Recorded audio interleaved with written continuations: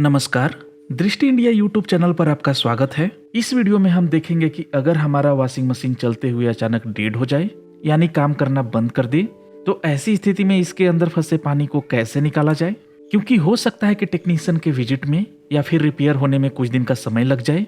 तो ऐसे में डिटर्जेंट वाले गंदे पानी को मशीन के अंदर छोड़ना ठीक नहीं होगा। कुछ दिन पहले मेरे साथ भी ऐसा ही हुआ।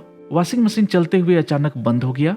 उसके बाद कपड़े तो हमने निकाल लिए, लेकिन गंदे पानी को निकालने के लिए जो तरीका हमने ढूंढा उसी को इस वीडियो में आपसे शेयर करने वाले हैं। अभी डेमोन्स्ट्रेशन के लिए हमने वॉशिंग मशीन में थोड़ा पानी भर लिया है ताकि इसे निकालकर आपको दिखाया जा सके।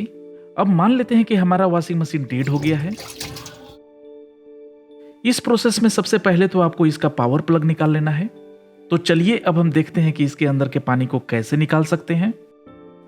मोर और लेस लगभग सभी वॉशिंग मशीन के काम करने का तरीका सिमिलर ही होता है, तो ये प्रोसेस दूसरे मशीन में भी काम करना चाहिए। इसके लिए हमें वॉशिंग मशीन के पीछे की तरफ चलना होगा। वॉशिंग मशीन के बैक साइड में आप सबसे ऊपर वाटर इनलेट पाइप, उसके नीचे बैक पैनल और सबसे नीचे वाटर ड्रेन पाइप देख सकते हैं। हम यहाँ पर वाटर ड्रेन पाइप को निकाल लेते हैं ताकि आप पानी को निकलते हुए देख सकें, लेकिन आपको ये ड्रेन पाइप निकालने की जरूरत नहीं है। अब हम बैक पैनल को खोल लेंगे और उसके लिए हम यहाँ लगे 4 स्क्रूज को स्क्रू ड्राइवर की सहायता से खोल लेंगे।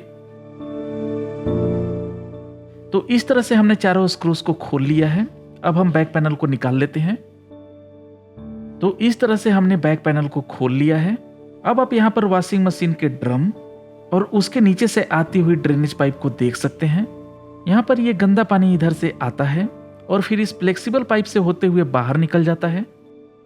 यहाँ पर ये फ्लेक्सिबल पाइप इसलिए दिया गया है ताकि स्पिनिंग में जब ड्रम हिले तब भी ये पाइपलाइन अपनी जगह पे बना रहे।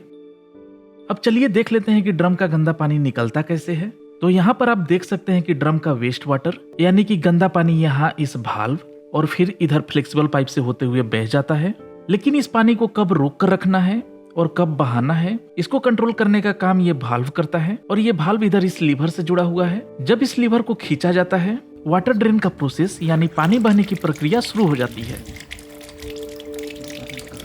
आप इस लीवर को तब तक खींच कर रखें जब तक कि ड्रम का पूरा पानी बाहर नहीं निकल जाता है।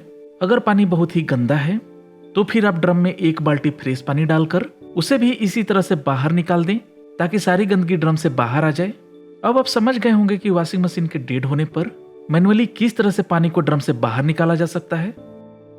अब आप ये भी देख लीजिए कि ऑटोमेटिक प्रोसेस में कैसे मशीन इस लीवर को खींचकर पानी को बाहर निकालता है। हमने मशीन में फिर से थोड़ा पानी भर लिया है। अब हम मशीन को ऑन करके वाटर ड्रेन का प्रोसेस शुरू करते हैं।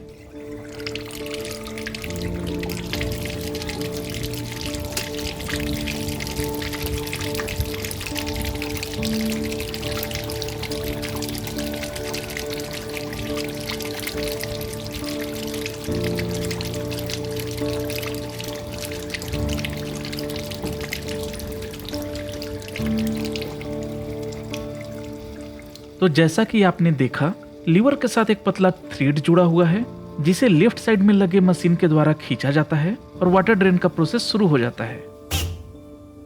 वाटर ड्रेन कंप्लीट होने के बाद हम वॉशिंग मशीन के बैक पैनल को वापस लगाकर स्क्रू टाइट कर देंगे।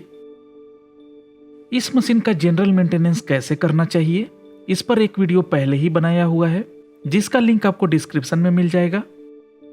अगर आपको ये वीडियो अच्छा लगा हो तो इसे लाइक करें और दृष्टि इंडिया यूट्यूब चैनल को सब्सक्राइब करें। वीडियो अंत तक देखने के लिए धन्यवाद।